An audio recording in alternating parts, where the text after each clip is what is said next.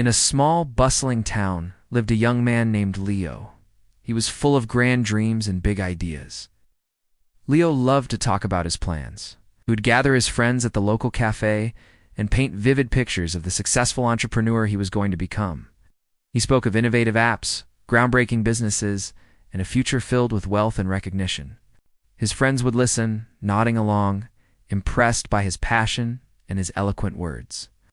Yet, as months turned into years, Leo's grand visions remained just that, visions. His days were filled with talk, but his nights were empty of action. In the very same town, there was another young man named Sam. Sam was quiet, almost introverted. He didn't frequent the cafes or boast about his ambitions.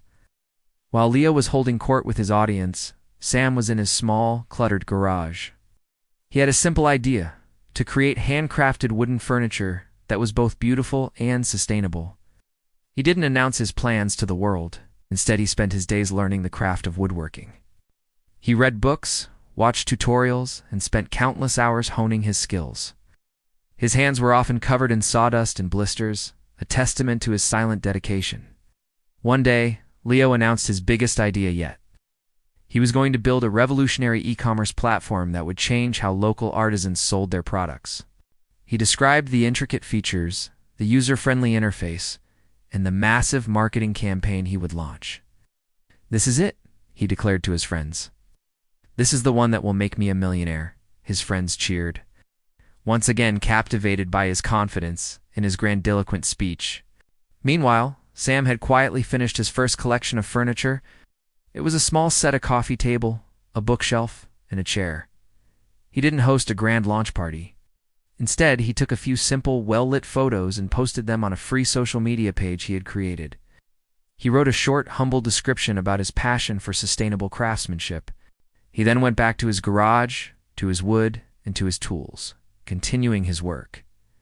A few weeks passed. Leo was still in the planning phase. He was designing logos, brainstorming taglines, and debating color schemes for his future website. He spent his evenings networking, telling everyone about his upcoming venture, trying to build hype before he had even built a single line of code. He believed that the buzz was the most important ingredient for success. Sam's social media page, however, started to get some attention. A local blogger stumbled upon his photos and was charmed by the rustic elegance of his furniture. She wrote a small piece about the quiet artisan in town, creating beautiful things with his own two hands. The post was shared, then it was shared again. Soon, orders started trickling in. First one, then two, then a dozen. Sam was overwhelmed, but grateful. He replied to every message personally, and with each piece he sold, he learned something new about his customers and his craft, expanded his workshop, hiring another pair of hands to help him keep up with the demand, teaching them with the same patience he had taught himself. Months later, Leo's e-commerce platform was still just a collection of notes and sketches. He started to feel frustrated.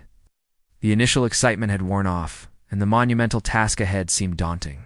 He began to blame external factors. The market wasn't right. He couldn't find the right developer. He didn't have enough funding.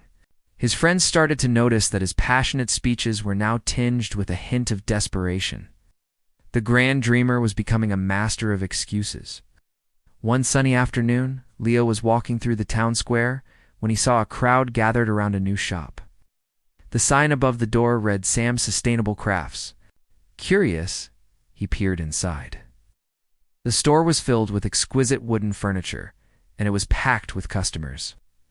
He saw Sam quietly talking to a client, a gentle smile on his face. He wasn't giving a grand speech or boasting about his success. He was simply listening, his actions speaking volumes more than any words ever could. Leo saw the furniture, the happy customers, and the thriving business that had grown from the ground up, all while he had been talking about his own imaginary empire. A wave of realization washed over him. He had been so focused on the noise of success that he had forgotten the silence of the work required to achieve it. He'd wanted the applause without ever stepping on stage. That day, Leo went home and looked at his piles of notes, his mind maps, and his vision boards. For the first time, he saw them not as proof of his ambition, but as monuments to his inaction. He put them all away in a box. The next morning, he didn't go to the cafe. Instead, he enrolled in a basic coding course online. He He started small, building a simple one-page website. It wasn't revolutionary. It wasn't going to make him a millionaire overnight, but it was real. It was something he had built, not just something he had talked about. The story of Leo and Sam teaches us a profound lesson. The world is full of dreamers who love the sound of their own plans, but success doesn't respond to words. It responds to action. It's not about the noise you make, but the work you do when no one is watching. True progress is often silent. It's the quiet hours of practice, the patient moments of learning, and the steady, consistent effort that builds momentum. Think about your own goals. How much time do you spend talking about them versus working on them?